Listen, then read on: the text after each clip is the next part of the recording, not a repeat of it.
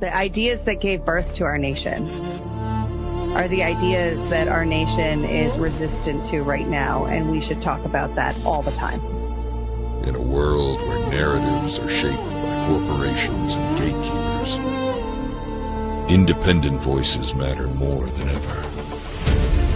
Badlands Media brings together citizen journalists, researchers, and independent thinkers. The truth is triggering. Question the narrative. Explore the facts. It's authenticity, courage, resilience. Search for the truth others won't. It's not about being first or being right. The information war is changing. It's about being authentic. Embrace the friction. Embrace the friction. Shut the f*** up. Authentically antagonizing. Join the movement. I'm going to say how I feel. Follow Badlands Media. This is about the future. The Badlands. What are the Badlands? Explain those Badlands. That's a hell of a name.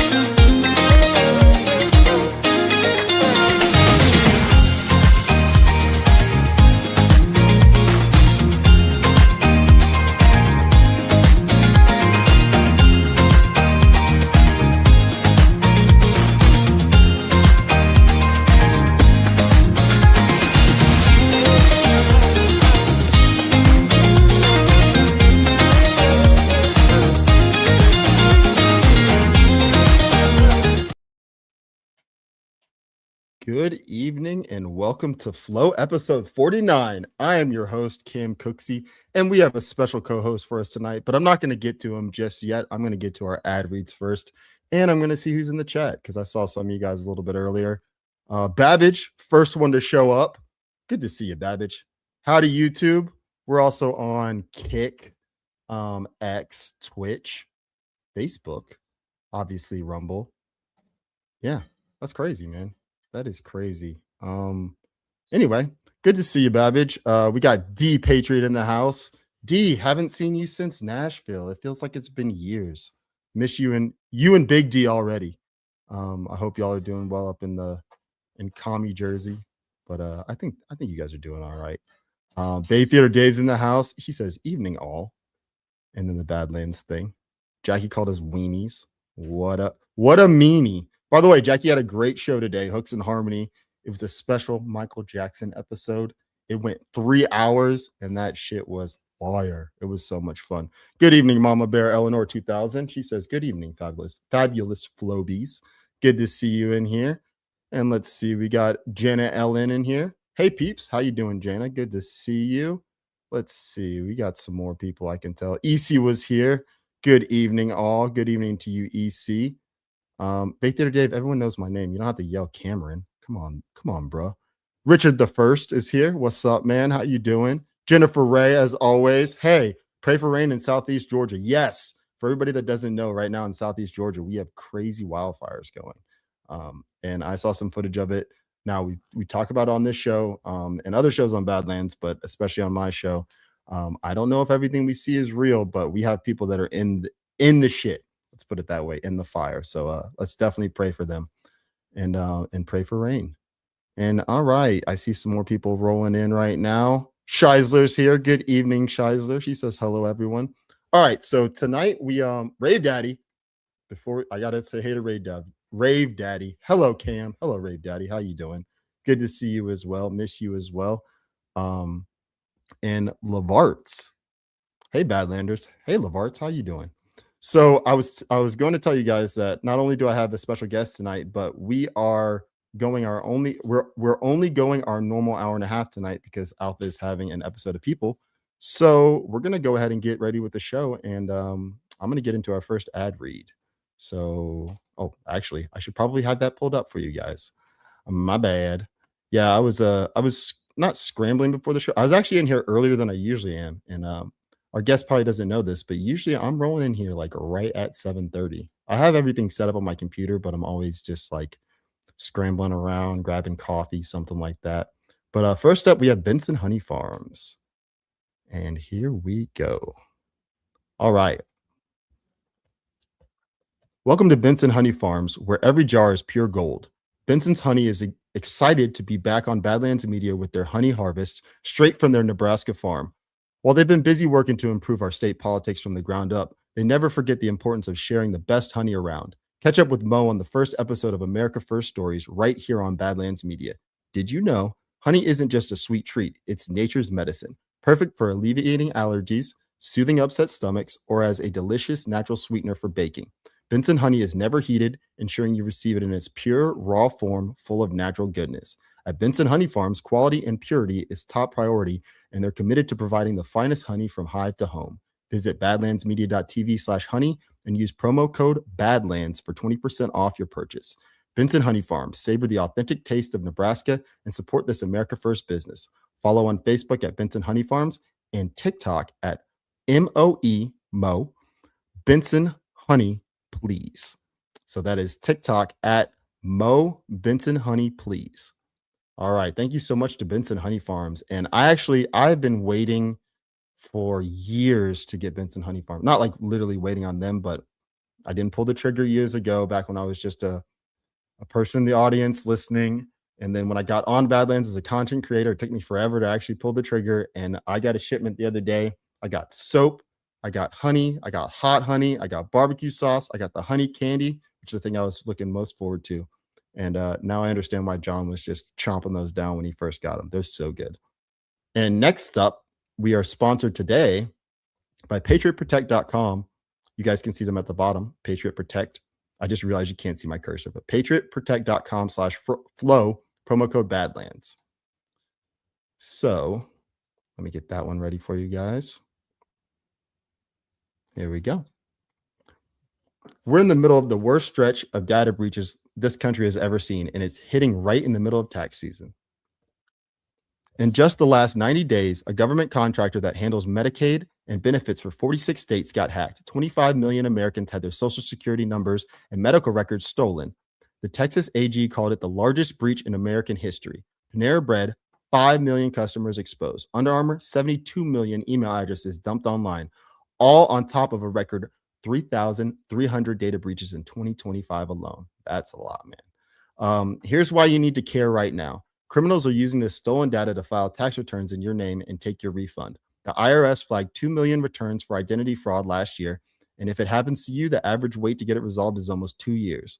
And it's not just breaches. Right now, data brokers and people search sites are publishing your name, your home address, your phone number, even your family members' names, all searchable by anyone online. Scammers don't need to hack you, they just look you up. Patriot Protect fixes that. Their search and destroy protocol scans Google and over 200 data broker sites, finds your personal information, and removes it continuously. Most services tell you after your identity gets stolen. Patriot Protect removes the information criminals need to steal it in the first place. Because of what we're seeing right now, Patriot Protect is offering you 15% off any plan. Use promo code BADLANDS at patriotprotect.com/flow. Your data is already out there. Take it back. And also catch episode 2 of America First Stories on Badlands Media to learn more.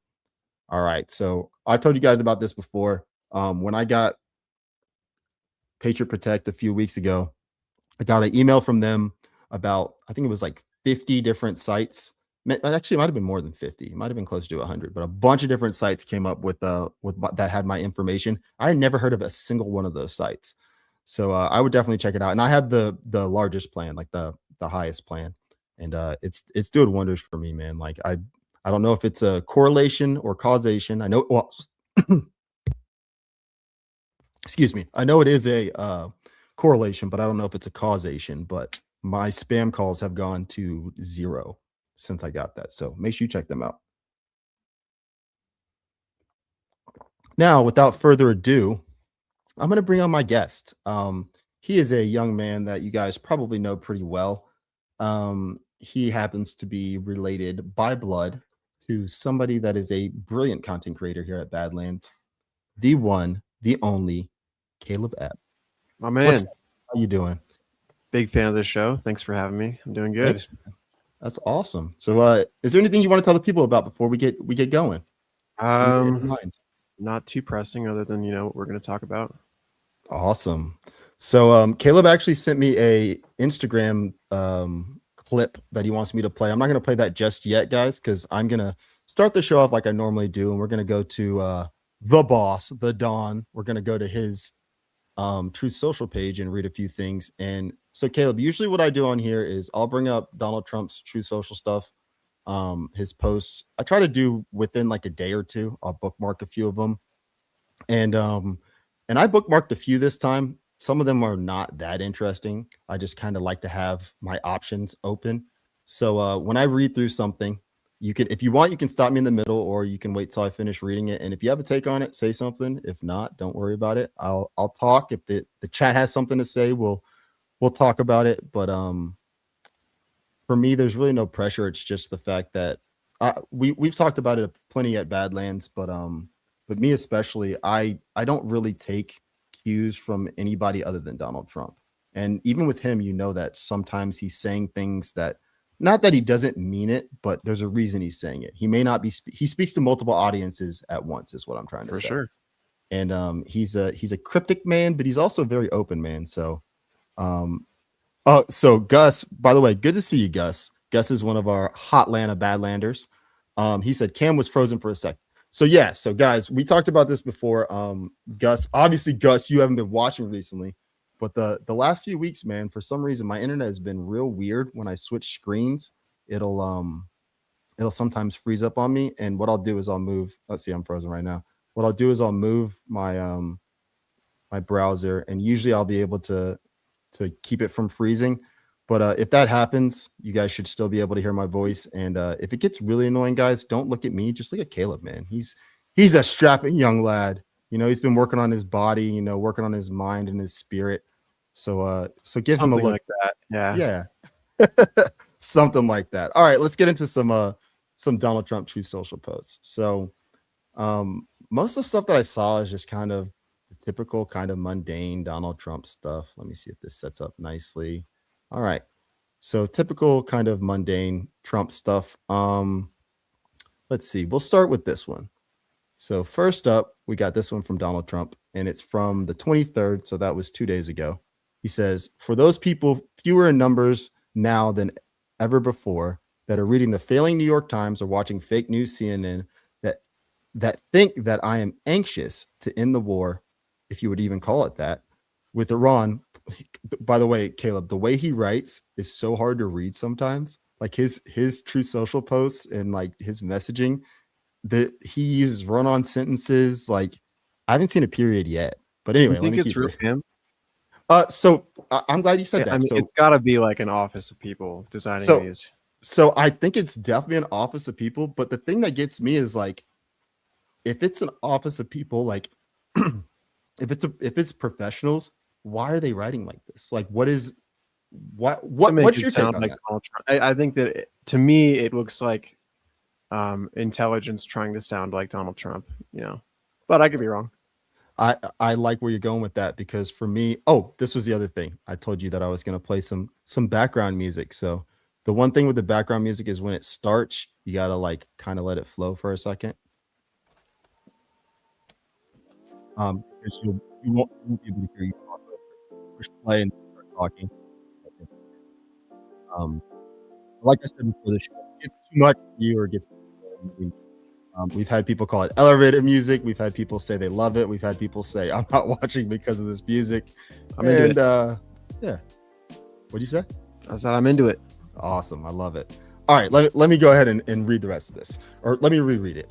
For those people fewer in numbers now than ever before that are reading the failing New York Times or watching fake CNN that think that I am anxious to end the war, if you would even call it that, with Iran, please be advised that I am possibly the least pressured person ever to be in this position. I have all the time in the world, but Iran doesn't. The clock is ticking.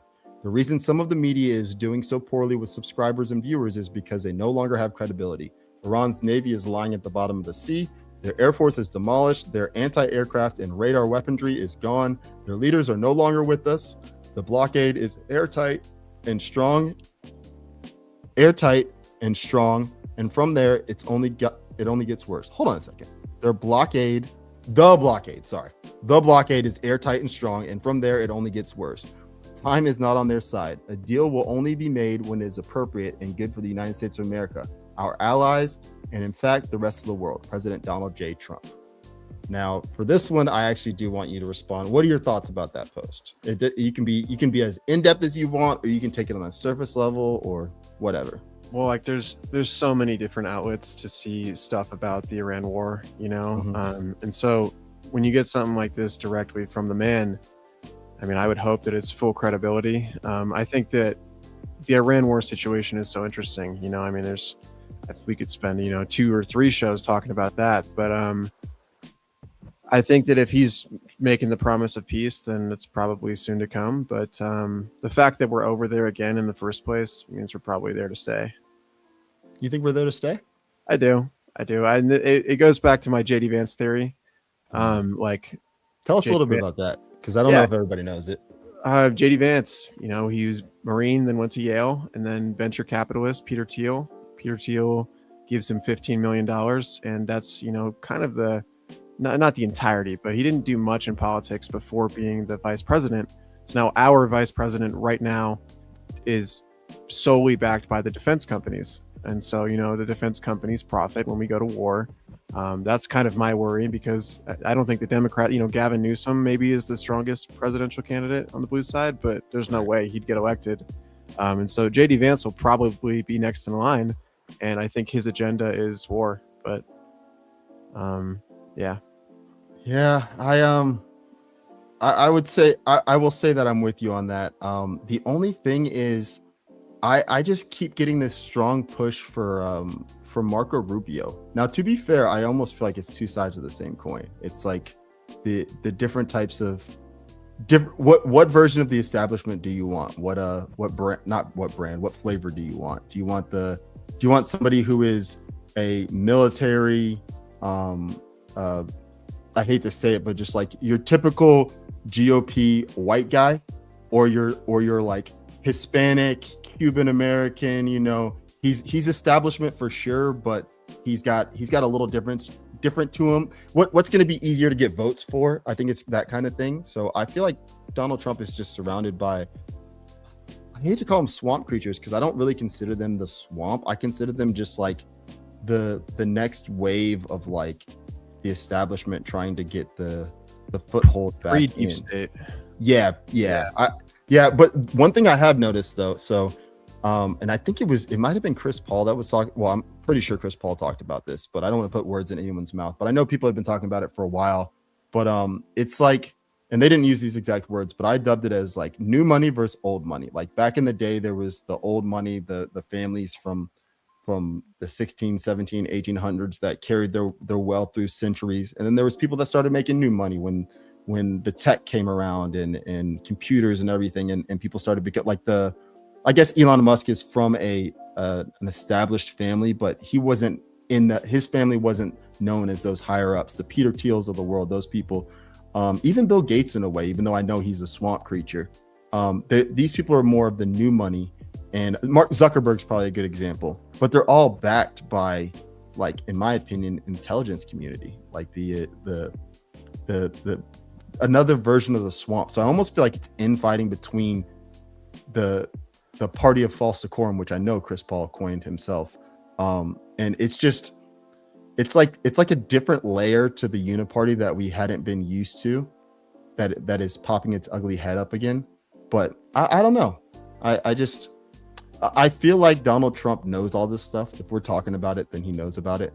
So I don't. It's not that I don't worry about it. It's just that I'm trying to see what his angle is, where he's going with that. So my question to you now is: do you think that, I'm trying not to give you a leading question, why do you think Donald Trump has JD Vance involved in these negotiations? That's a really good question. I don't know. I wonder that a lot. I think that it would all be speculation, to throw that out there. But Well, that's all right. Because so one thing that I do on this show all the time is I speculate because I don't know anything. How are you and I going to know what the president's thinking, what his cabinet's thinking? Like, there's no way for us to know. The only way we can find out is from reading these Truth Social posts or watching the fake news media. And we know they're lying to us every time. Yeah. Can you ask me your question again? Yeah. So what's your gut tell you about why Donald Trump has JD Vance involved in negotiations in general, but going over there, being a part of being at least on the face and intricate part of these negotiations during the Iran war? I think, man, I probably get a lot of hate, but my speculation tells me that it's likely because he's controlled, and a lot of people don't like to hear that. But I think right now, to go back to the Iran war, Israel is the one who benefits from this. There's not really much that we gain. I mean, you could argue giving the sovereignty back to Israel, all that, totally different conversation. But I think a lot of these big tech companies that are all, like defense contracting and also in AI, their agenda is an AI surveillance state, and I think that Donald Trump is a conduit to get that started, and down the line we're going to see it play out in a different way, because he's not going to be around forever. Yeah. Well, the only thing that I wouldn't disagree, because it's your opinion. My opinion on it is I'm more in the line with what Ghost has been talking about recently, and he was the first person to point it out to me, but I've kind of developed this idea on my own in a way that I honestly feel like this is weakening Israel. I really do. So the way that I see it is it's overextending Israel. I think their greater Israel plan is I think Operation Warp Speed was an all-encompassing operation. I think it was to speed up everyone's timeline that is involved in what we'll call the deep state, or just the globalism, to the point where their agenda was Agenda 2030. That was when it was going to happen. They were going to have Hillary in office, all this stuff. I think that when Donald Trump knew that COVID was coming along and he knew that they were going to steal the election, he just sped everything up. He started just like, imagine he's the conductor of the train and he's driving the train. They had the train for a long time. He hops in and he's the conductor of the train, or whatever vehicle you want to think of. And they're like, all right, so Donald Trump is controlling the train, but if we don't get to our destination before we outlast him, then we can get the reins back and steer the train back on course. Well, I think he sped it up to where we're going to get there before they even have a chance to do it. And I think that going into Iran and doing all this stuff before Israel had a chance to do it the way they wanted to, I think Israel in a way pressured us into going in. I don't think there's any way to hide from that, but I think that it was on our terms rather than their terms. I think Donald Trump hijacked their intentions for the Iran war, and he's making it about himself and about us, which is in turn giving us more power, if that makes sense. To a degree, but to dispute that point a little bit, like how can we say that we have the sovereignty of that decision, that it's on our terms, if we have to act first to prevent Israel from doing something, Yeah, I totally agree with that. And that's where I would say we don't have sovereignty for that. That's the reason why he did it. So my thought process is he's doing it because either way we weren't going to have sovereignty. Israel was going to go in either way. They were in control. They've had too much control for too long. They have too many. It's too many heads of the Hydra. So what he's doing is he is taking control of what he can control, and also giving us energy independence and control more than anything. And I also think that a factor that I've gotten a little bit of this from hearing from Josh Reed a little bit is it's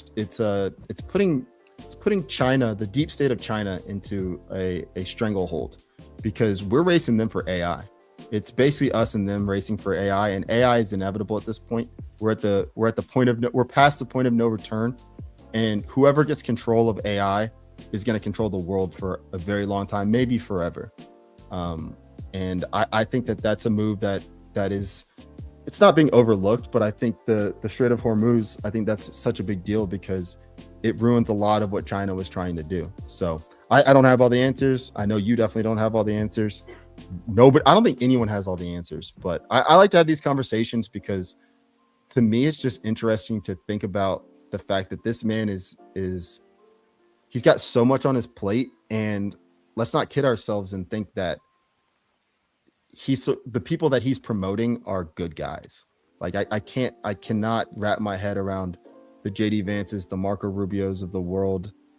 There's only a few people in his administration not even in his administration, few people in the public sphere that I feel like have been loyal to Donald Trump and by extension loyal to us since 2016. So we'll move off this one, but yeah, I really appreciate your take, because I never really looked at it the way that you said it. Like, I understand JD Vance and his background and everything, but I now that you're saying that, I really do see it as like this is Peter Thiel's push to, I mean, what if he doesn't already have control of a large part of the presidency? This is his push to get full control of the U.S. basically.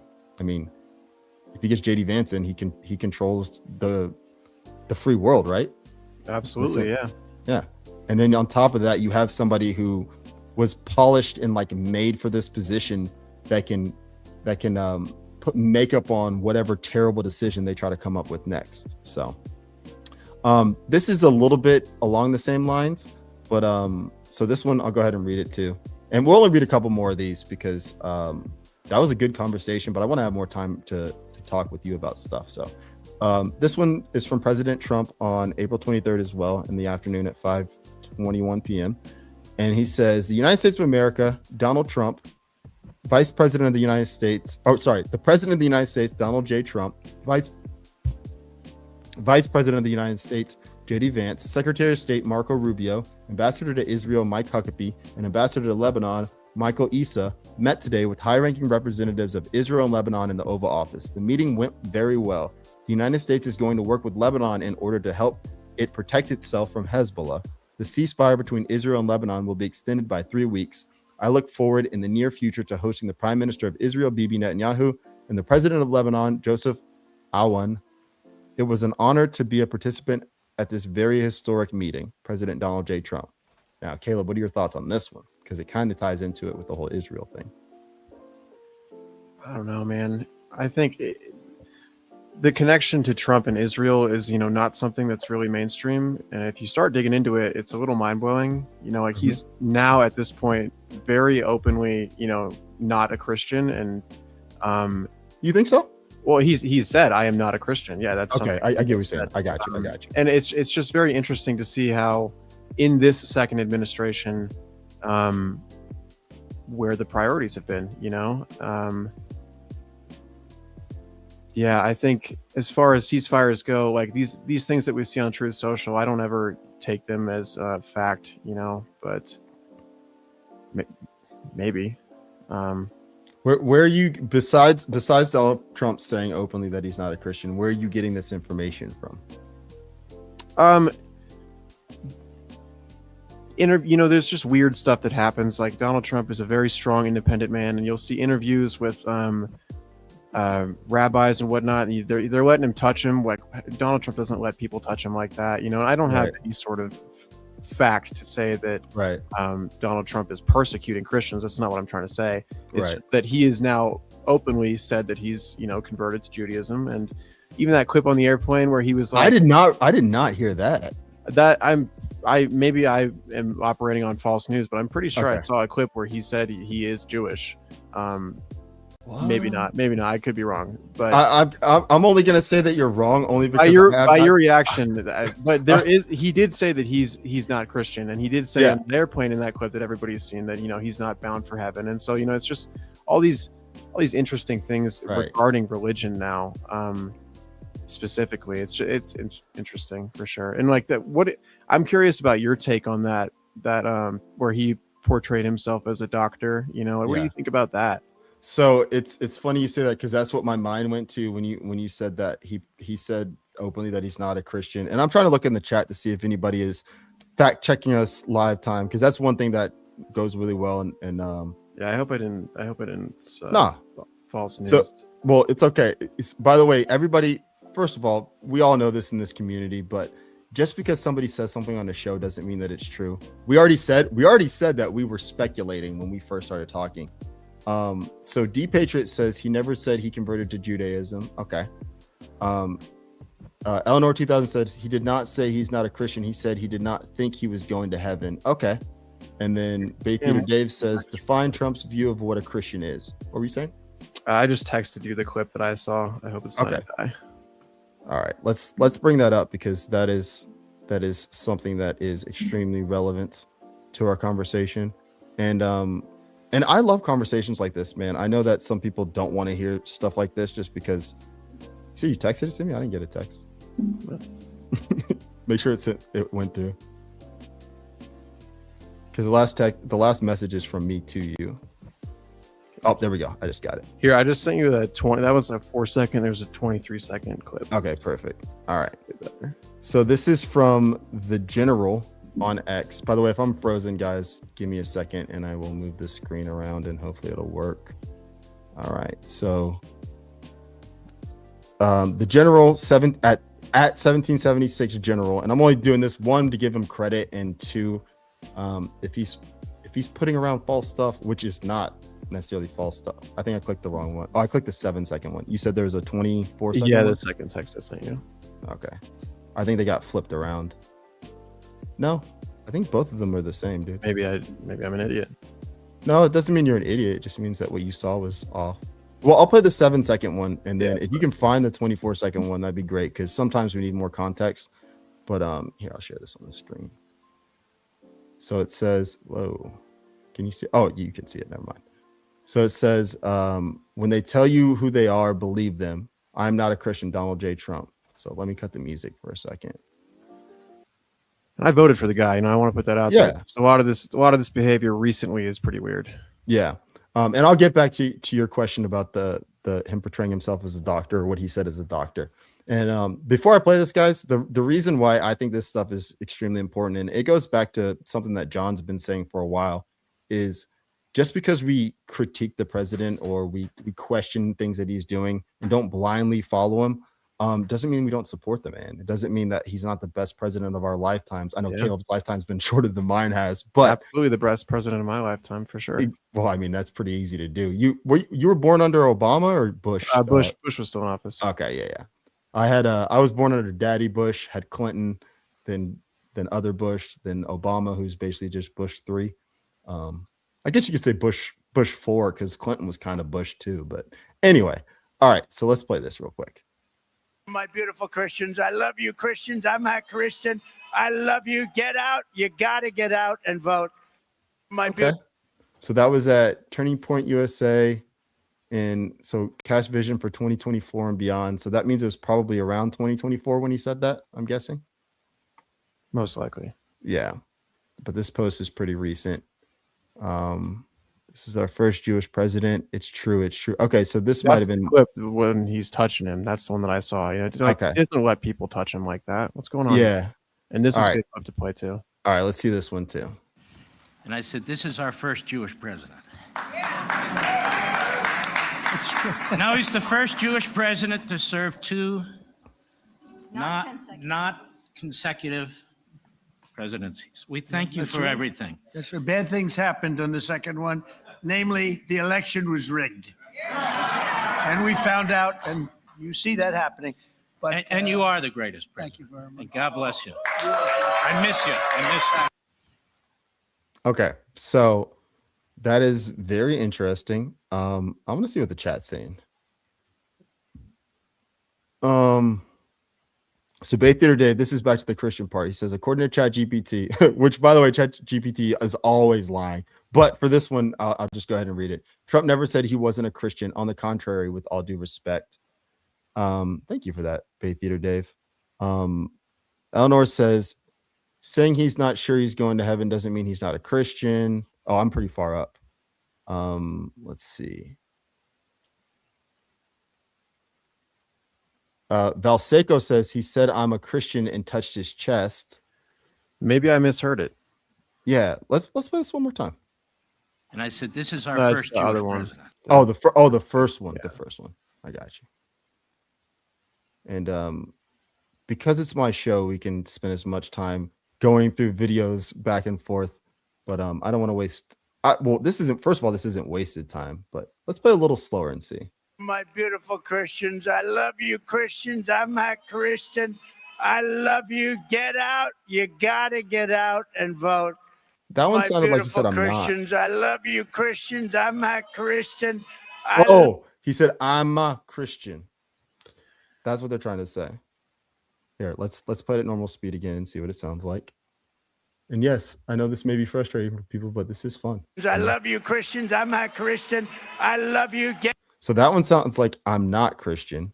And then when you slow it down, let's do 0.5. It's going to be annoying, but we'll see. Get out, you Christians. I'm a Christian.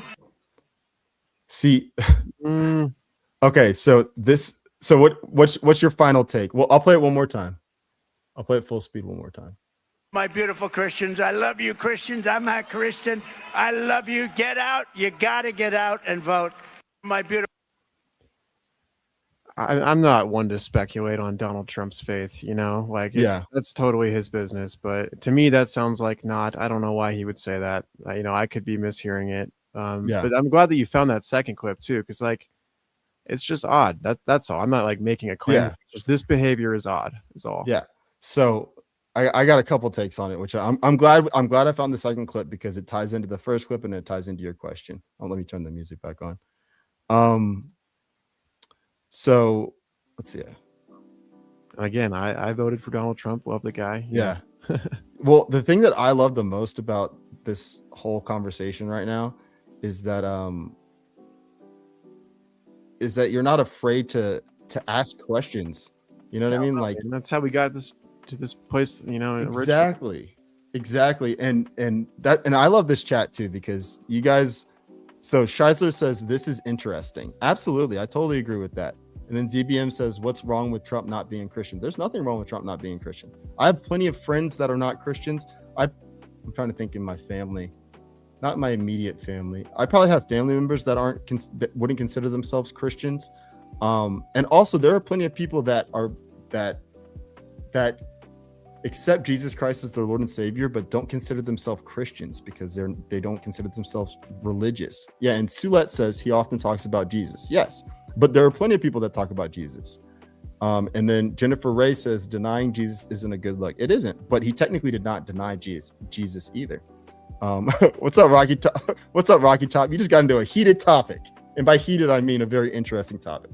So let me get my points out there. All right, so. You asked about what I thought about those two clips, and then you asked me about the picture. All right, so it's very strange that he says I'm a Christian or he says I'm not a Christian. It's very, very weird, right? He does he puts the post out there with he's healing somebody, or it appears that he's healing somebody. He's wearing robes, or he's wearing a robe with I think it's mistaken, but wasn't that on Easter? It was either no, I don't know if it was on Easter. Fact check me in the chat, guys.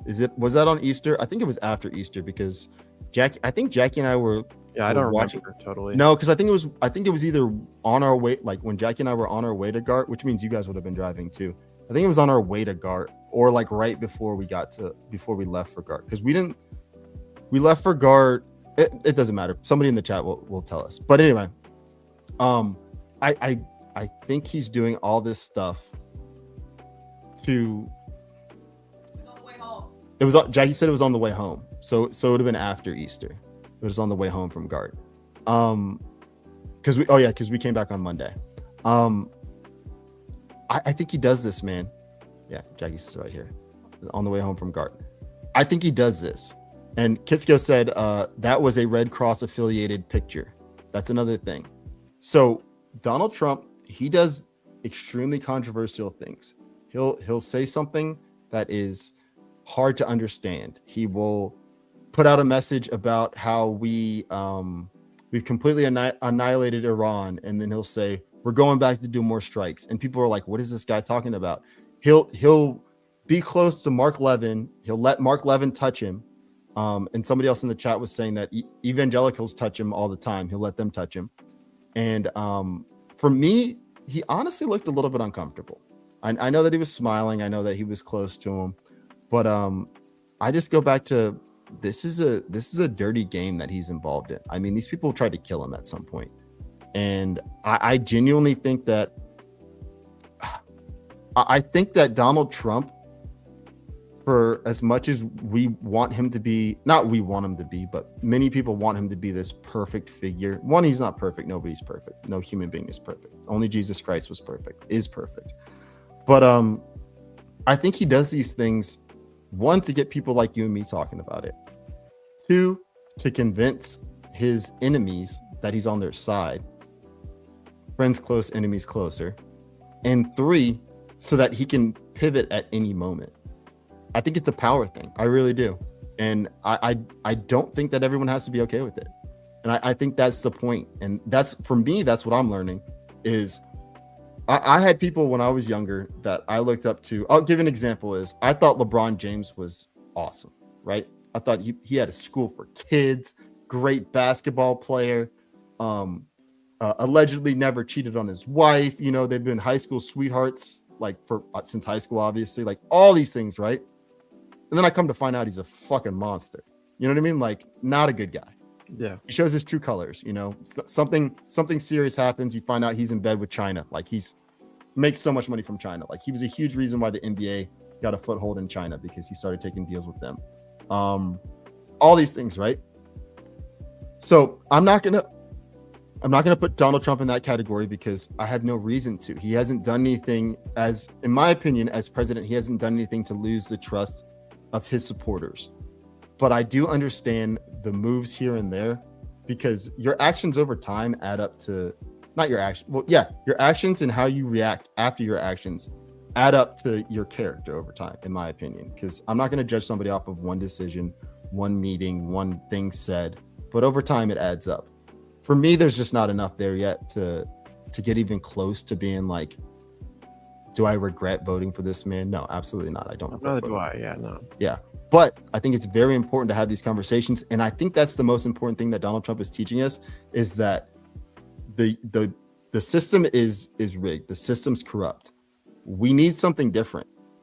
Maybe it's a slightly different version of the same system. I don't think it is. I think we need a radical, nonviolent change to our financial system, our a system of representation. I think our culture is the biggest problem, honestly, man. I think that when it comes down to like people's morals and values, like we had a panel at GART called Moral Relativism versus Moral Absolutism, and there's just too many moral relativists in our midst, man. Like people cheer for something because it's their team, and that's why I love what you said. Like you brought this up, you brought clips, and you even said, like, I voted for the man, I don't regret voting for him, but this is concerning to me.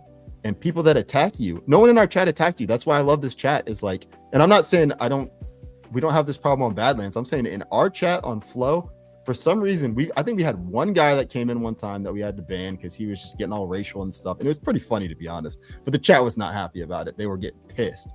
But that's how our chat is. Like, it's a conversation, you know, like you want to talk about it, because if we don't talk about it, you said it already, we're going to fall into the same cycle that we were in for the last 100-something years, where we just let things slide until it gets to the point where we're just like, oh shit, we installed JD Vance as president, or we let JD Vance get installed as president just because he was Donald Trump's vice president. Like, no, absolutely not.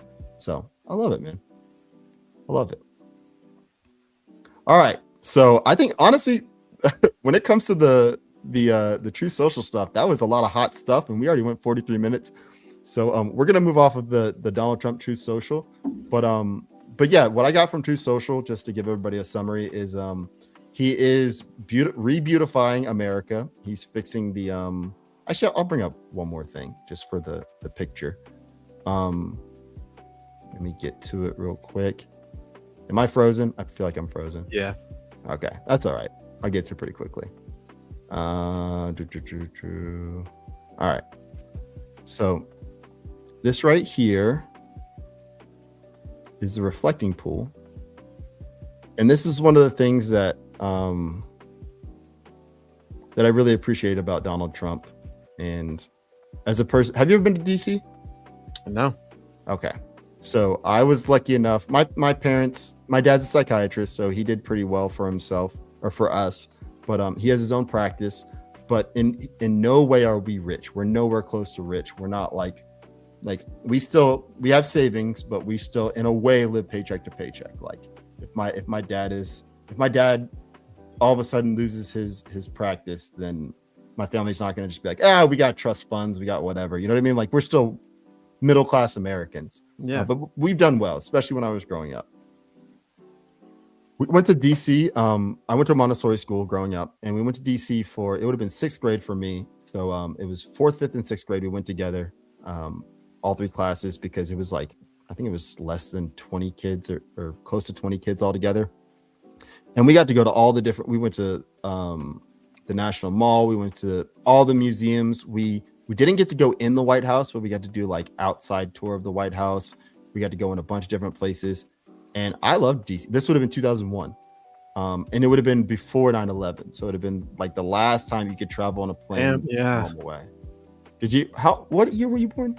04, May of 04. Oh my gosh, dude. You don't even know that world, man. Dude. Traveling when I was a kid, like you get to go in the cockpit. They would let you in the cockpit. Crazy. You got wings. Dude, it was so cool, man. Like I always loved flying. Like my mom, she was corporate America before, oh yeah, all this. And so like I was on a lot of Delta flights as a youngin', and I loved it. But it was a different world for sure. It was always a pain in the ass to get on the plane. Dude, and it's crazy because I bet you can see the difference from then till now. Because like even back then, it was a little bit easier than like obviously right after 9/11. Well, not obviously because you weren't alive yet. Right after 9/11, heightened sense of security, Patriot Act comes in. But once they got their surveillance state, it opened up a little bit more. You know, it got to by the time you were born and by the time you were of age to travel, like we were traveling pretty freely. And then it wasn't just Obama getting it. I would say Obama's second term was probably the worst part of it, because the first term was like, I mean, you were still really young, 2008, but I was going into college in 2008, and like I could feel the divide in the country because I had people that hated on me because I didn't vote for him. I didn't vote for either person, but I had people hating on me because I didn't vote for him. They're like, "What are you doing? You're black. You got to vote for Obama." And I'm like, "That's the most retarded take I've ever heard in my entire life. Like, vote for someone based on race." Well, it's not like I think about this often. You know, your generation is really like the last kind of American camaraderie. You know, like you guys watched the same cartoons on the weekend. You know, like you had your cliques and you like the places you go to hang out.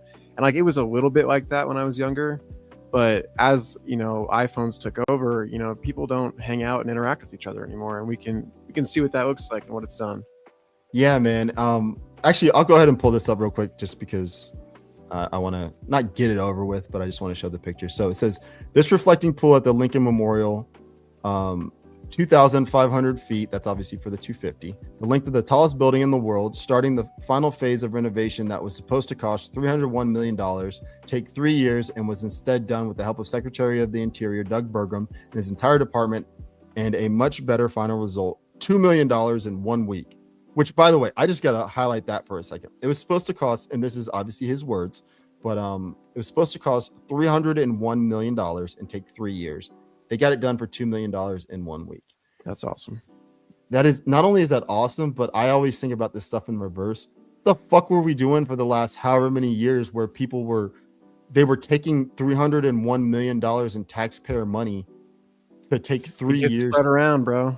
Dude, the money laundering, like, I guarantee you, like, I don't know the numbers well enough, but I guarantee you that if we had minimal fraud, I'm saying fraud as in like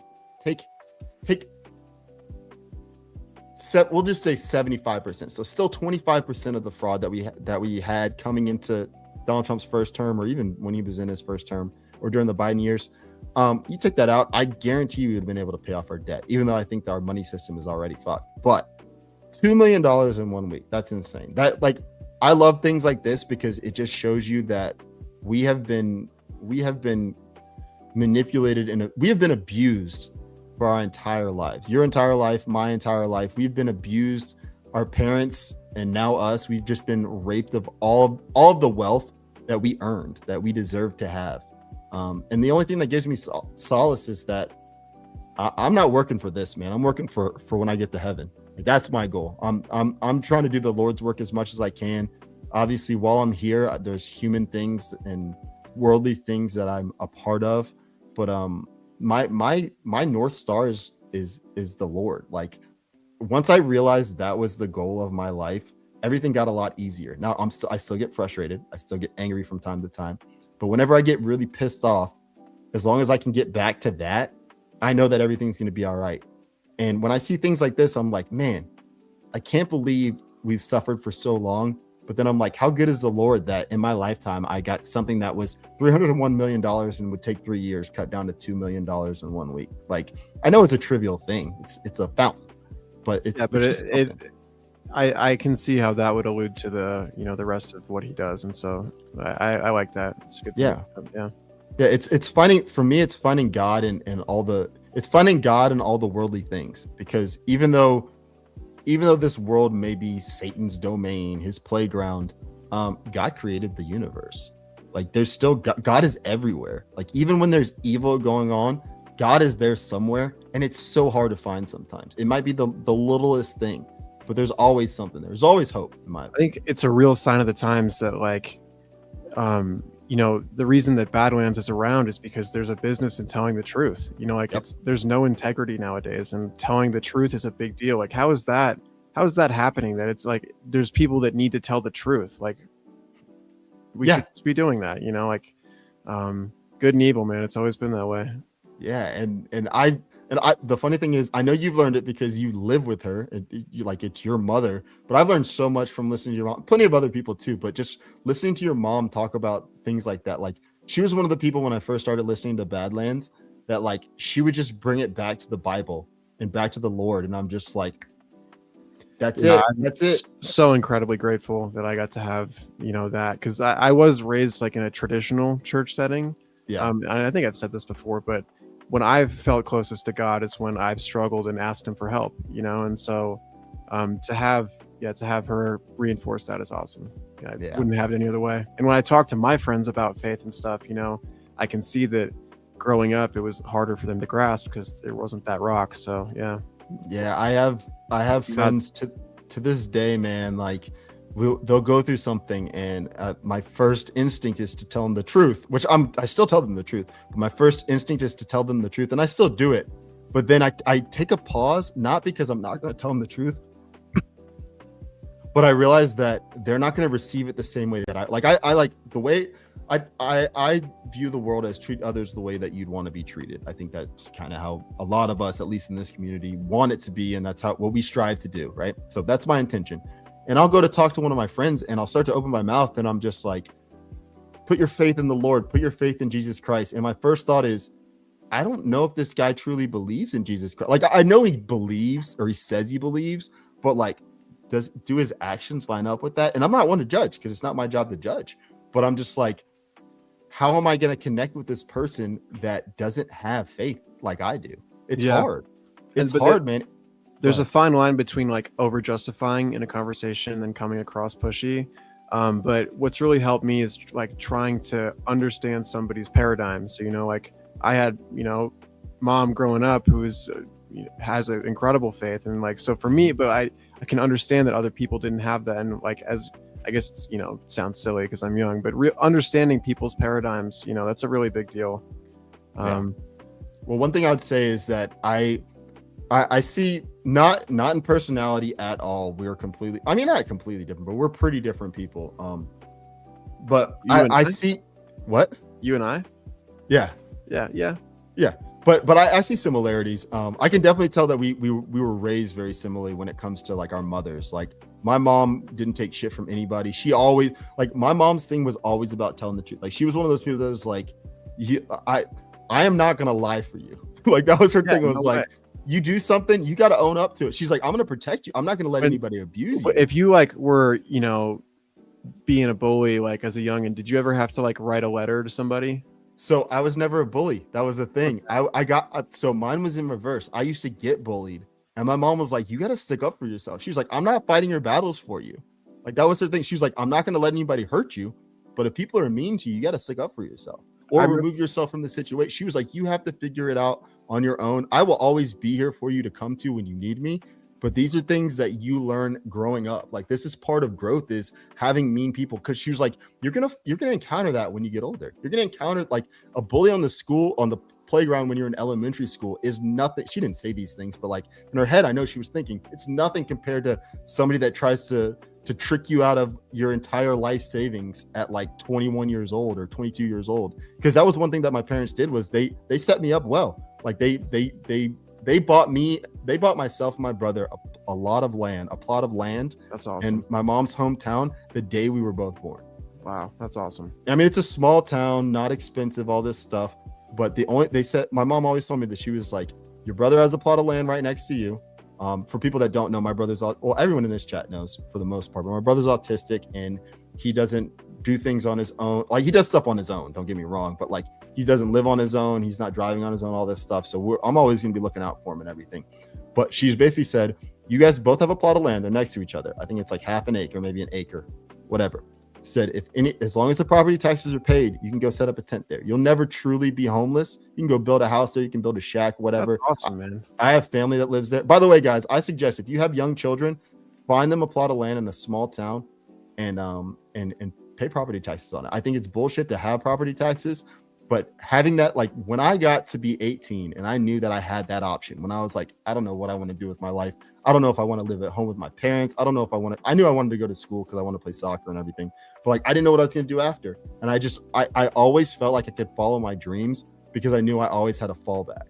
I always knew that I had a place that I could go live at, and I could go work at a corner store. I could go do an odd job here and there. I had family that like would be willing to hire me for something that would at least pay for the property taxes. I had something.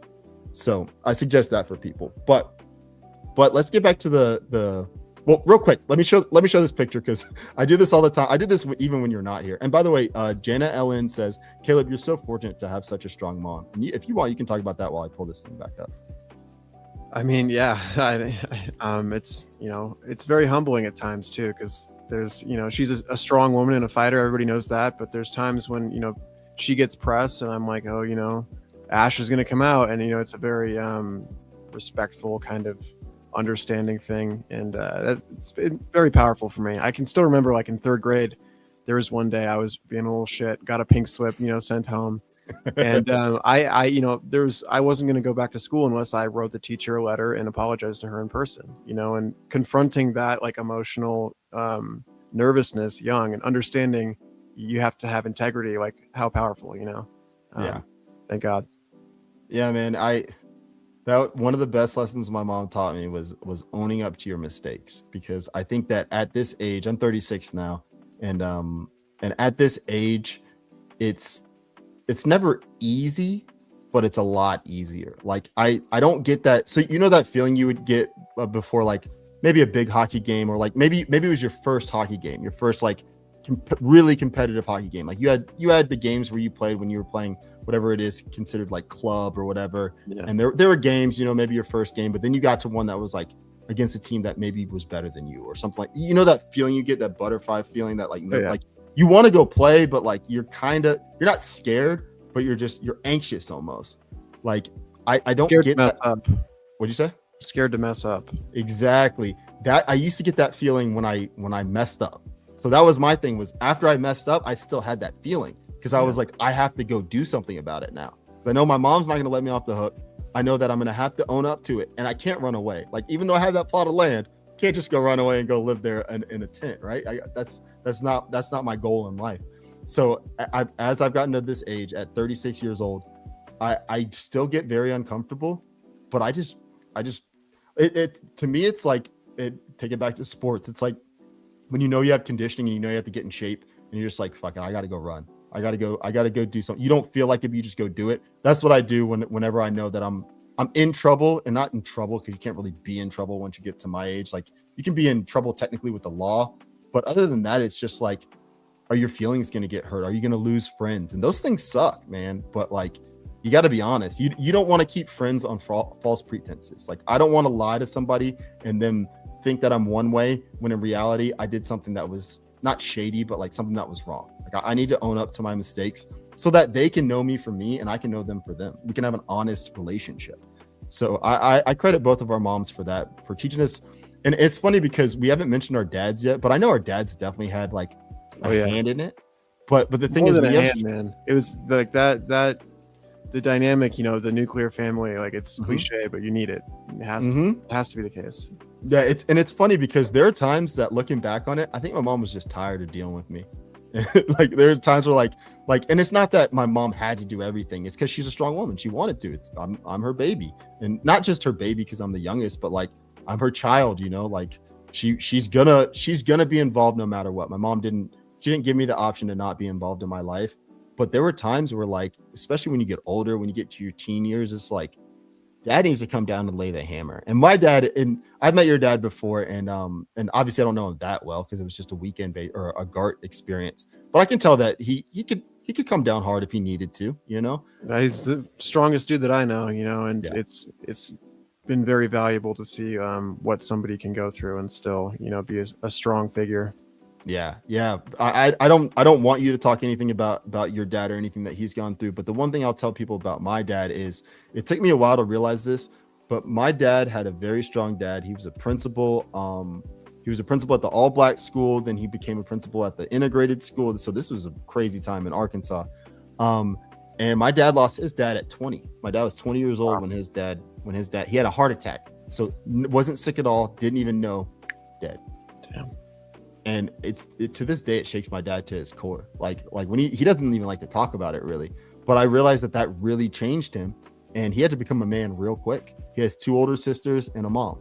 He has half brothers, but they weren't necessarily in his life at the time. You know, I think they started to become more in his life because they all have the same father, once their father passed. But like my dad was the man of the house at 20, and he was pre-med at the time, so he was getting ready to go to medical school because you had to become an MD to become a psychiatrist.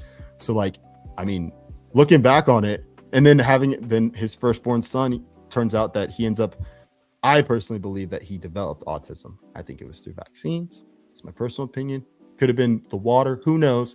But I don't think that anybody's born that way unless their parents are getting pumped with stuff before they have them. I think there's also like developmental issues you can go through that cause those. You know, when you're a youngin' and your parents are fighting and your only option is to just go in the other room, then, you know, every time you're uncomfortable in conflict, you're just going to shut off, and that looks different ways for other people, like different people. I totally agree with that, and I think that when it comes to like social disorders, I think that's definitely the case. And I think you develop physical disorders as well over time, because when you're young, you're impressionable, your brain's still growing, it's still developing.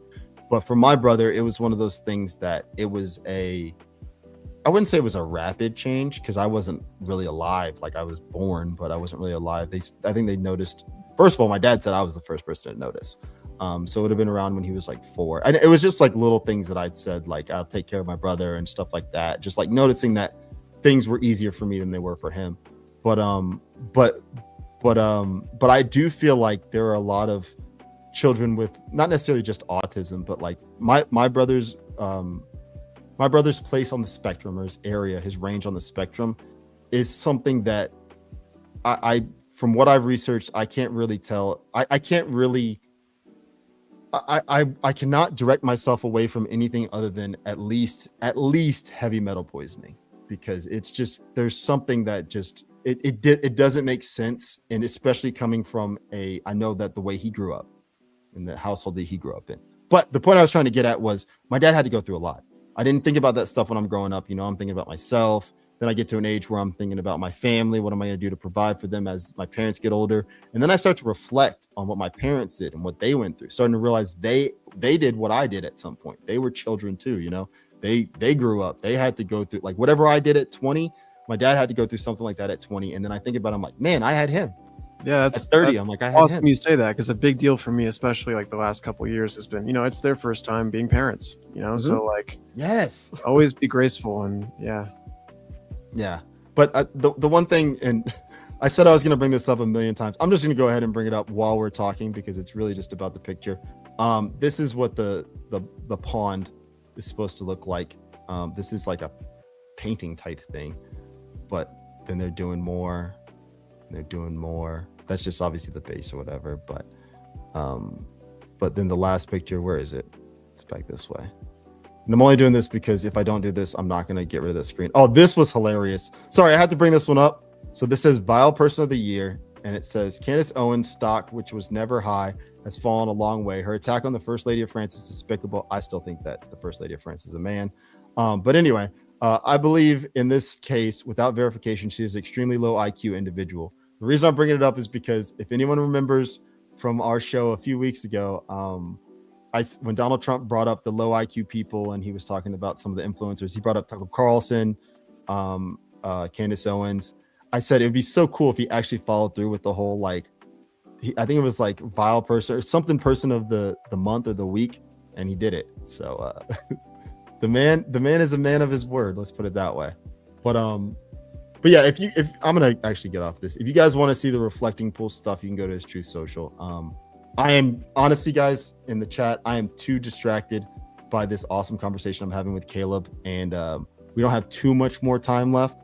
So I'm going to keep going with that. Let's see what's going on in the chat. Cujo just dropped a bombshell. I was about to say, so Cujo says, holy shit, gun at Correspondents Dinner. Cujo, if you have any sauce on that, you're more than welcome to send that over, dude. Or talk about it at least in the chat. He says Secret Service went ninja mode, got Trump out. Caleb, look what you did, man. You came on the show and then shit just went crazy. You came on the show, you stirred the pot. You came on the show. Oh man. Well, first of all, I'm glad everybody was safe. I'm assuming from what you guys are saying that everyone was safe. The only reason I'm laughing is because when Kuji says they went ninja mode and got Trump out of there, that usually means Raw Shark Lives says watching it live, they cleared out a lot. Okay. Thank you, AOB22. Love the conversation, guys. Yes, thank you very much. Call sign Kuja says it's live now. You know what, guys? What I'm gonna do is we're gonna keep talking. We're gonna finish up the show. I know it's over on I think we have it on Badlands. I think we're doing a special coverage of it. Obviously I would love for you guys to stick with us. If not, you can go ahead and watch us on replay after the show, a later time, whatever. But yeah, keep us posted in the chat if anything else happens.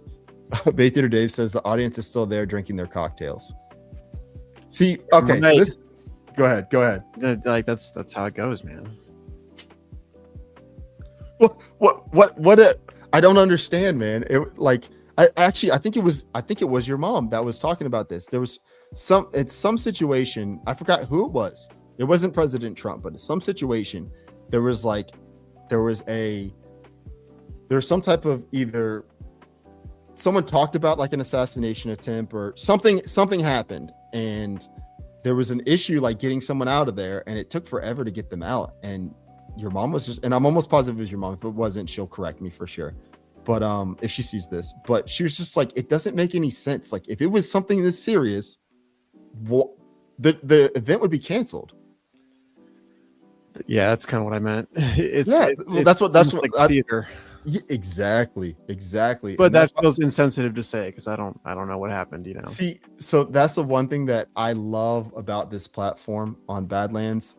First of all, Jana Ellen says, "I am the cocktail queen." Sounds good, Jana. Share one with us. Come to GART. Share a cocktail with us. And what Evan said. Yes, everyone hit the like. Please hit the like button. Hit the like button if you like Caleb. If you don't like Caleb, hit the like button because you like me. If you don't like either one of us, hit the like button as a sarcastic FU. Just interact with us. Give us a thumbs up. Jackie said, imagine watching the Correspondents Theater and we're over here solving world issues. Yes. My lady. What'd you say? I said yes. No, not you, Jackie. I was talking to Caleb. She said I was just laughing. I know you were just laughing, Jackie. What you said was brilliant, though. It's so true, though. Like, there's all this theater going on, and this is why I love bringing it back to Chris Paul all the time. He's like, these are television characters. Guys, it does not mean that this didn't actually happen. Doesn't mean, like, we saw President Trump get shot in the ear.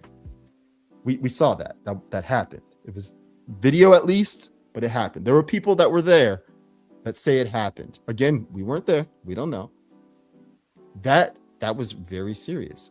This right here, this is a story about a person having a gun. Maybe somebody saw the gun. I'm not saying that they didn't, but there were no shots fired. Yes, President Trump got rushed off. People are still there in their black ties drinking. I mean, how are we being insensitive, laughing about it when these people are still sitting there in their shirt and ties and dresses drinking? Well, cocktails? I just meant like using the word theater in a situation like that, because I just heard about it and I don't know what happened. You know, I don't know that it's fake. Abraham Lincoln got shot in a theater, Ford Theater. That was theater. It just ended up being real. Jackie's running across the screen. Because it's live. We're live. Oh. I'm proving to the people in the chat that it's live. Jack, did you hear that? I did. Okay, yeah.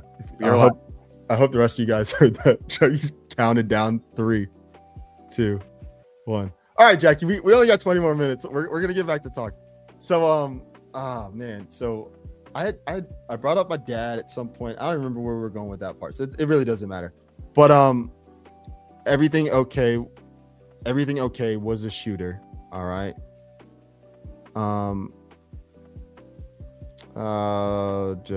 Bay Theater Dave says, remember, we're watching a movie. Oh, shooter apprehended. Okay, that's what he says. The shooter, and then he said in custody. Okay, so the shooter is in custody. Did he get a shot off? That's the only thing that I want to know. And after that, we'll still move on, but I'm gonna check in the chat for that to see if he got a shot off. Because if he didn't get a shot off, thank you, Jackie. I actually do have the rants. I have them down here, unless I deleted that thing. Why won't this screen? Yeah, I still have them down here. I'll get to the rants in just a minute. Yeah, so the audience is settling back down from their potty breaks. See, I know Bay Theater Dave is helping it be. I was being sarcastic. Oh, was a loud bang. Interesting. Okay. So there was a loud bang. Shooter in custody. So from the information that I have, still theater. And just because it's theater doesn't mean it's not real. That was the point I was getting at when you said it was you didn't want to be insensitive calling it theater. I think like if it's theater, it isn't real. See, I'm gonna ask you a question. How many live plays have you been to? Not like school plays, but like professional plays. I saw a Real Deal Nutcracker when I was 10. Okay, so you went to 1, right? Yeah. Say 1. Okay. So growing up, another part of my privileged suburban upbringing, every first Monday of the month we would go, or Tuesday, I think it was, we'd go to the Fox Theater, which is like a famous theater here in Georgia. And we'd see plays. We also went to the Shakespeare's Tavern, which is a place where they do like 2 shows a night. Half of the class would work as so we could watch the show for free. We would volunteer as like bus boys and bus girls. And so we'd bus tables and everything. And so the half of us would watch the play, and then the other half would work, and then we'd switch for the second showing. And the Shakespeare's Tavern was the one that really got into my head. But first going to the Fox Theater, watching these people perform, I was thinking to myself, the storyline, fake, right? They created a story, Othello, Midsummer's Night's Dream, Nutcracker. These things are fake, right? The people up there on stage are doing real things. There are real actions happening. People are throwing their bodies around. A lot of times there's fake punches, but I saw times, especially at the Shakespeare's Tavern, where like people got hit and they weren't hitting themselves. They actually got hit. Like they were supposed to get hit. They had bruises. Like people would get cuts, like things like that. It doesn't mean that it was intended every time, but the point of what I'm trying to say is there were real actions happening, but the goal is for theater. How can you sell it more? How can you sell the story that you're trying to portray more? The more real it is, the more you can, the better you can portray it to your audience as real, even though they know it's fake. Now, the problem with this is not, they're not telling the audience that it's fake beforehand. This is supposed to all be real. These are real events really happening. And I would argue that Chris Paul is arguing that no, that's not the case. They have been telling us that it's fake for the longest time. How long is it going to take for us to realize that this is fake? So that's why I say it's theater. And theater, yes, in theory, theater is supposed to be fake, but is it really though? Because the idea is to be as real as possible. And it's important to note that we're comparing political theater to, real theater, I suppose. But I think with like real things happening, Trump getting shot in the ear, like that happened, right? But I think if actions are happening to push a narrative that isn't real, then inherently that theater isn't real. You know what I mean? Yeah. Does that make sense? 100%. And that's where I will totally agree with you. And that's where I'm going to stick with is I'm with you on that. I think that it is not real for that reason. I think that the narrative that they're trying to push, and I'm not saying this instance, guys, I'm not talking about this one. Shooter confirmed dead. Oh man. That's wild. And the other wild part about that is we're not going to hear the story from the shooter now. Whether it's fake or not, we won't hear that. Interesting. How it goes. Yep. That's crazy. We're on air and we get this, and I'm only calling it a conspiracy because I'm assuming this guy didn't just get in with or guy or gal didn't just get in with a gun on their own. Conspiracy is two or more people conspire or coming together of the minds of two or more people to do something. That's not the exact definition, but anyway, before we run out of time, I want to get to what you wanted to talk about, and I'm gonna pull this up on the screen. It's from Blunts for Jesus on Instagram, right? That's the one. Yeah. So that dude, good edits. So it's so funny because I saw what you sent and I was like, yeah, we can definitely wait, I just scrolled past it. We can definitely play it. It's my first thought.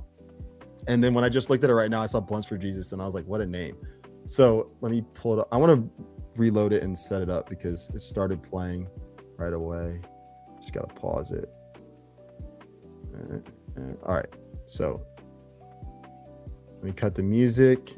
And for this one, and we should end at 9:00. But if we go over like 1 or 2 minutes, I mean, Alpha shouldn't get too mad at us. And even if he does, whatever, man, he always misses stuff. But I'm going to play the video and then I want you to go first because you're the one that brought it up. And then if you have questions for me, ask me. If not, then we'll just go back and forth and I'll tell you what I think about it. Actually, do you want to set it up at all? Do you want to tell anybody about what the video is? Well, on the show that we were on yesterday, this is kind of where my head was at. And I think that there's a lot of things happening right now that aren't putting the American people first, you know, and that's just kind of what we should be bringing awareness to is helping us out. Okay. And do you have any idea about how long this is? I think it's like 1.5 minutes. It's not long. Okay, cool. I usually like to tell the audience because some people, it's a longer clip, but it's not like long. Right. Well, so for me, a longer clip is like 4 minutes. So if it's under 2 minutes, I usually just play. I'm like, it's 2 minutes, guys. Don't worry about it. Because the thing is, I'll play clips that are like 5 or 6 minutes, and I'm halfway through. I'm like, shit, I probably should have warned the audience because nowadays we don't have the longest attention span as human beings. So you don't want to give them too much information. But all right. So at the bottom it says, how many billions do they need? And obviously Caleb gave you guys a little bit of the background. So here we go. Gap between rich and poor Americans is one of the biggest challenges facing the country. The richest 1% controls more wealth now than at any time in more than a half century.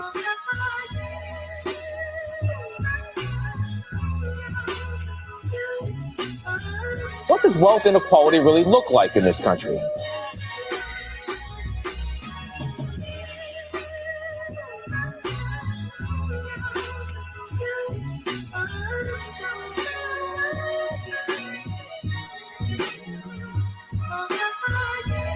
Americans say that they are struggling. A new report reveals 69% say their income is falling behind the cost of living. The majority of Americans don't make enough money to cover some of the basic costs of living, like healthcare and rent. Right now, people don't feel good about the economy. If most Americans feel like the middle class is gone, that's because it is. Middle class has been shrinking.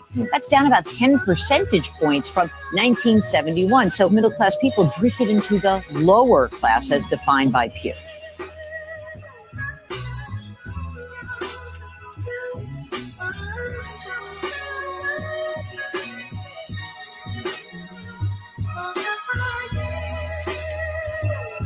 The rich appear to be getting richer, and it may be at the expense of everyone else.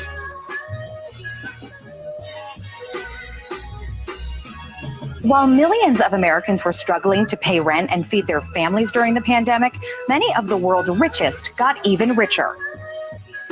resulting in the biggest wealth transfer in human history.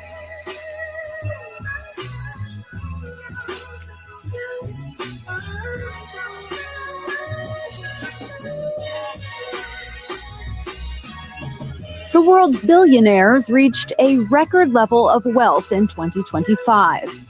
Historian Richard White says he sees a lot of parallels between today's economy and politics and those of the Gilded Age. The Gilded Age was a period in American history that stretched from roughly 1870 into the early 20th century. And it's called the Gilded Age because it's a period in which beneath the surface prosperity were real social problems, real economic problems, real health problems, and what people regarded as a kind of political rot that was hidden by the glistening surface. It was also an era of giant monopolies, run by a small group of men who had grown rich beyond anything America had ever seen. They were known as robber barons. Another generation of robber barons is accumulating unprecedented money and power at a time when monopolies are taking over vast swaths of the economy.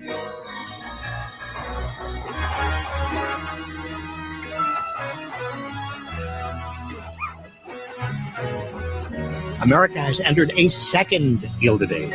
Another Gilded Age. As a second Gilded Age. We are today in another Gilded Age.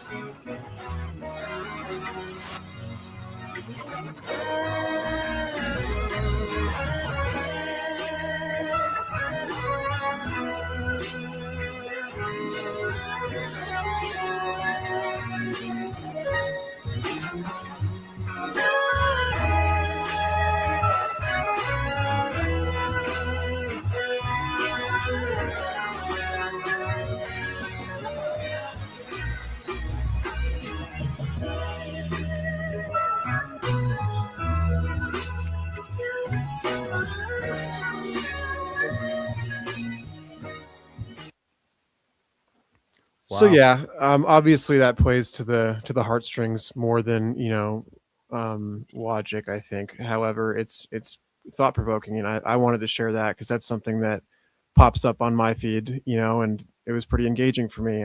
It's interesting, because what have we seen that's put America first recently? Besides like the pool in DC. I mean, it's just the people I feel like aren't being taken care of, and that's kind of in the beginning where I was super defensive. It's just kind of where my head's at. It feels like we're being left behind a little bit. Yeah, no, I totally get that. Bay Theater Dave in the chat said, "But then came Trump," and I'm gonna piggyback off of that because I do feel what was it? Blunts for Jesus. That is a funny name, Tracy Nanette. I do feel that. I see it, and I love that you elaborated on it. Even if you needed a video clip, not needed, but you used a video clip because I think that works a lot better. Especially for me, like I'll find a clip that kind of sums up my words. That's what got the gears turning, So yeah. So by the way, I think that would be. I don't know if they'd want to watch the video. I mean, to be fair, they probably would. But next time you're on OnlyLands, I think that would be something that maybe we would want to share. Just so we could get the conversation going to where you wanted it to go. And by the way, we're running out of time. So after we kind of wrap this part up, we can come back to this anytime you want to come back on here, man. I have a guest. I don't know if it's gonna be next week or 2 weeks from now. I'm gonna get Adrian from Rise Attire whenever he and pray for Adrian from Rise Attire, guys. Nothing too serious, but he did have a mouth surgery. He posted on X. So I figured I'd share with you guys, but he's recovering from that. So they're not doing their show this week, or they didn't do their show today. And he probably won't be on next week. I'm not sure, but I'm going to try to get him on soon because he's got some works or his projects in the works. But back to the Gilded Age or the second Gilded Age. I feel that, man. I really do. The reason I wanted to bring up what Bay Theater Dave said about Trump will bring the Golden Age. I do believe that. I truly believe that. But I think it's very important to not pump the brakes, but think about what Caleb was saying before. Is I don't think that Trump is controlled. I've never truly thought that he was controlled. I think he's kind of uncontrollable because of the way he developed his wealth. But the thing is, if he's surrounding himself with these horrible people, man, he's only one man. He's only one person. He can only do so much. What are we going to do to help him? Can we do something to help him? And I wouldn't say that I'm stumped, but I'm still mulling over it, man. Like there's stuff that we need to be doing. But I don't know what it is yet. But I'm glad that you brought that up, because I do feel like we are. What I think happened is, or what I think is happening personally, is that we're going through the end of a second Gilded Age, and we're just now recognizing the we're just now truly recognizing on the outside, because censorship has been lifted somewhat, what's been happening for the last 20, 30 years. Like, I think that from at least Clinton till now, Bill Clinton till now, they've been amassing all that wealth. It's just at the time it was Bill Gates. We heard just Bill Gates' name, but there were people behind the scenes getting all that money. Zuckerberg was created a little bit after Clinton got out of office, or like near the end of Clinton's presidency. I think that's when he was at Harvard, maybe beginning of the Bush years. Elon Musk was already developing stuff in the early Elon 2000s. Musk and Thiel, PayPal Mafia, like they came up together. Yeah, so they were doing that stuff, and I honestly think that split was to create a uniparty in the tech world. Mm-hmm. Absolutely right. They've been doing that for decades. The rich have been having their money, having fake feuds, just so that they can control both sides, because they know we won't just allow a monopoly. So what if they just have two half monopolies, which is really just a monopoly? And we know throughout history that there are groups of people in financial institutions that do that it's happened, controlling both sides of a war or an argument so that you are in control of the situation. Mm-hmm. I want to double down. Like I trust the administration we have, but something I've heard a lot of recently is you got to trust Trump. Like he's doing it for us. You got to trust him. And at what point, I'm a super skeptical person, and I think that's smart. If it were anybody else, there's no way. And so I do trust to a certain degree, but it's hard, how do you reinforce that trust moving forward? Yeah, that's a good question, man. The one thing I will leave people with, because we're gonna move to just closing out the show basically, but the one thing I'll leave people with is, you said, how do we say that again? What you just said? How do we reinforce the trust in our current administration? Yeah, if we need to.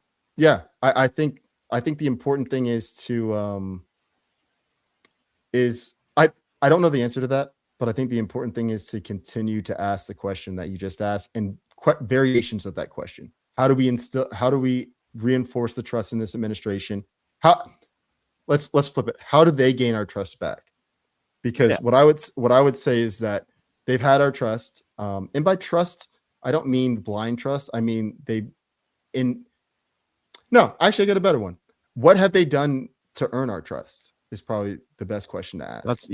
That's much better. Yeah. Yeah. What from 2024, November 2024, when President Trump was elected till now, what have they done to earn our trust? I would say that there's plenty of things. I'm not going to list them right now because we're running out of time, but I think for every single person, come up with what you believe they've done to earn your trust, and be honest with yourself. Just because it's names that we like or TV characters that we like, have they done something to earn your trust? What have they done to earn your trust? And if they have, then that's fine. What do they need to do to reinforce that trust? What do they need to continue to do? And if they haven't, then what do we need to ask of them? What do we need to demand of them? Not ask, demand, because they work for us.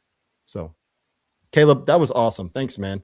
Thanks for having me. No problem. It's a good dynamic. We're boys. Yeah. We can talk no matter what, but this was fun, man.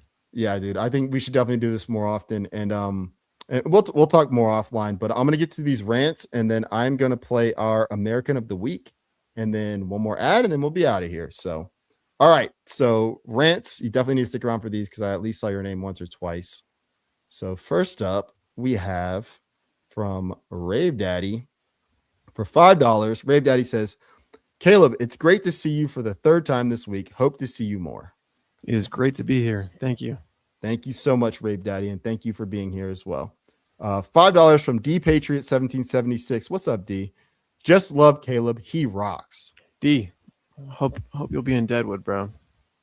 Girl, ma'am. Still a bro. Bro, that's fair enough. Fair enough. And I think that D would be okay with calling her bro. I feel like she's probably called me bro. I call everybody bro. I mean, yeah, that's everyone's bro. I feel get it. like it'd be discriminating not to. You know, that's true. Yeah, we don't discriminate at Badlands. We don't discriminate. Only if it's funny. Exactly. And that's not even discriminating. We don't discriminate with our discrimination either. So it's actually, it cancels each other out. $5 from 12 Indie Boy. That's Ty, of course, says, cheers to you both. Feels just like a combo going on in the foyer of a GART. I said that word right. Nice. Can't wait to see y'all. Less than 9 weeks till Deadwood. I miss Ty. Dude, he's the man. Ty and JC, man, when they took Jackie and I under their wing, like basically day one, man. And that's why GART is so, like, being around good people, like you just feel so good. Yeah. Dude, it's amazing. I love it. All right, $10 from Escape the Matrix 91. That's Evan. Cam and Caleb, great conversation. Two legends. Looking forward to seeing y'all in Deadwood. Another Deadwood person. Yes, sir. Love it. Guys, Deadwood is coming up. Let me pull this up real quick because if I don't say it, even though it's not an ad read, I will be remiss. June 25th through 28th. And I won't read through all the speakers because they're basically all the same ones as last time, but next week I'll read through the names. But yeah, make sure you get your GART tickets. They're already on sale. All right, next up, we got $2 again from Rave Daddy 523. Thank you so much. Rave Daddy says, I'm sticking with you guys because I support Caleb. I can catch Trump on replay. LOL. The man. Yes. And it turns out if you would have gone over there, you probably would have just seen some chaos and then people in black ties just sitting there drinking their cocktails and basically just doing what that video we just saw showed. They're just up there just in their ivory tower, just having a good old time. $20 from Matt VK. Oh, the legend himself, Matt VK. He's here all the time, man, every week.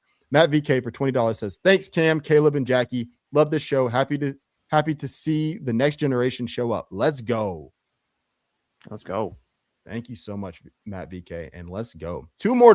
Well, we got two $2 rants from Rave Daddy. So I'll read the first one. This has been the best live action movie ever. Trump is a great producer. I have an addiction to popcorn now. LOL. And the Rave Daddy says, trust can't happen until accountability starts. When people are arrested, the crime goes down because it makes bad people stop doing crime. Then trust can start. Damn right. Yeah. And that's a perfect way to end and answer. Thank you so much, guys, for the rants. I really appreciated it. That is a perfect way to round out what you were asking about the trust from the administration. I think it's coming. I think that the signs are pointing to arrests happening. But until they happen, man, like that's the next step for me, because we've had a lot of talk. We've had a lot of little moves here and there. If people don't start getting prosecuted and arrested for their crimes against the American people, then I don't think that we've achieved anything really, to be honest, because it's just going to happen again when Trump's out of office. And he's going to be out of office sometime, guys. Even if he does do 2028, he's eventually going to be out of office. I hate to tell you, but I mean, time waits for no man. Put it that way. But all right, Caleb, you know what, Caleb, I'll let you get out of here. You can stick around. Actually, no, stick around, man. For this video, we're playing this 2-minute video. This is the American of the Week. Sorry, Alpha, if you're listening. We will be out of here after this video. Oh, actually, no, let me play the ad first and then I'll play the video. So we got I'll play the ad as an outro. See, Caleb, this is what happens to me sometimes. Indecisive. Well, it happens the most when I'm running out of time. Or I'm out of time. But what we'll do is we'll play this video and then we'll play the outro, or we'll play the ad as an outro, and we'll get out of here. But usually I'm not on the screen for this one, but it's 2 minutes. So Caleb, we'll stick around. Let's see what you think about Abraham Clark. Quick response when we come back. All right, here we go. Oops.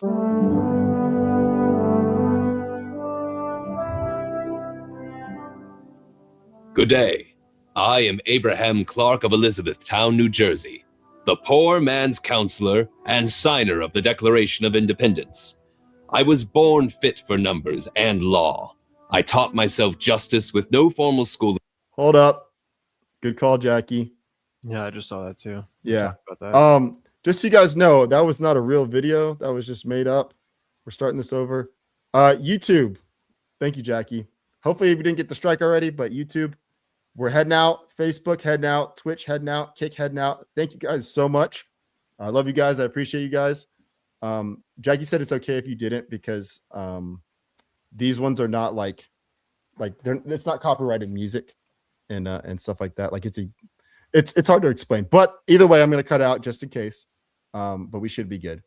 Facebook, YouTube, Twitch, and Kick. Thank you so much for being here with Caleb and myself. I'm going to have Caleb back as soon as he wants to come back, and as long as I didn't already line up another guest. But that was a fun conversation. And good night to the 4 of you and people on X and Rumble. Stick around for a little bit longer. Also, I heard that Alpha's already pre-recorded, so you can get over there when you get over there. But we'll hurry up and get out of here because I don't want to really step on his toes. But all right, thank you guys on the other platforms, and we will be back to the video in 3. I should have counted at 5.